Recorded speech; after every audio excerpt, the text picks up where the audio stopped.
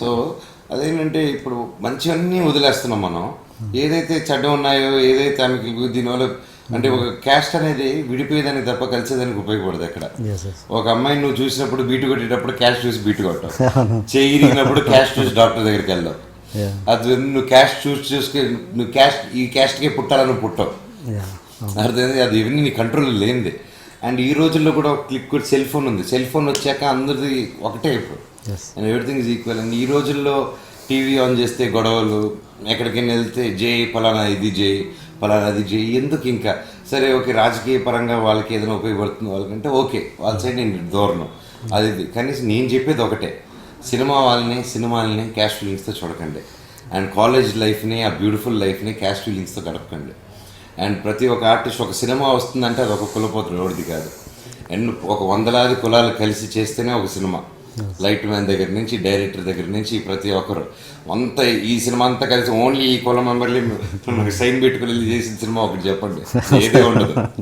అది ఊరికే మాటలు ఇది మావాడి సినిమా అని అది వేస్ట్ మాటలు ఇంకా ఆపి మంచి సినిమాని ఆదరించండి.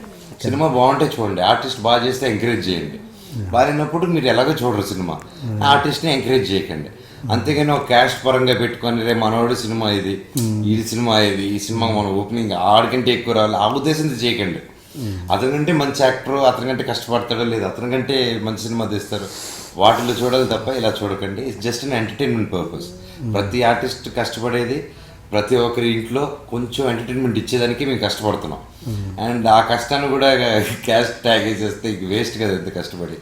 So that's the reason I keep telling it. And drugs ఎందుకంటానంటే క్యాస్ట్ డ్రగ్స్ పక్కన ఎందుకు చెప్తానంటే డ్రగ్స్ ఎంత డేంజర్ అందరికీ తెలుసు, ఇది కూడా ఈక్వల్లీ అంతకంటే ఎక్కువ డేంజర్ అని అది ఇమీడియట్గా అర్థమయ్యే దానికోసం ట్యాగ్ చేసి చెప్తున్నాను అనమాట. ఇంత తమాషాగా ఉండే, ఇంత సెటిల్ చేసే మనోజ్ వెనక ఇంత సీరియస్ యాంగిల్ ఉందంటే గొప్ప విషయం నిజంగా. చైల్డ్హుడ్ నుంచి ఉందానండి, చైల్డ్హుడ్ నన్ను పెంచింది మా నాన్నగారు కూడా ఇలా పెంచలేదు. అండ్ మా నాన్నగారు స్కూల్ చూసినా కూడా మీరు irrespective of caste and creed 25% free education ఇస్తున్నారు అది స్కూల్ ఓపెనింగ్ నుంచి 93 నుంచి.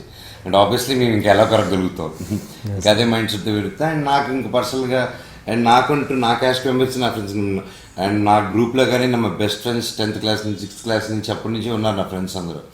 And we are all bunch of friends. కానీ ఇద్దరు మేము ఒక క్యాస్ట్ అనేసి ఎలాగైనా ఒక గ్రూప్ ఫామ్ చేసిన లేదు, అది చేసిన లేదు. అండ్ ఈ రోజుల్లో ఏ ఆర్టిస్ట్ కానీ ఎవరికి లేదు మా ఏజ్ గ్రూప్స్లో. అండ్ ప్రతి ఒక్కరు ఫ్రెండ్స్ ఈరోజు.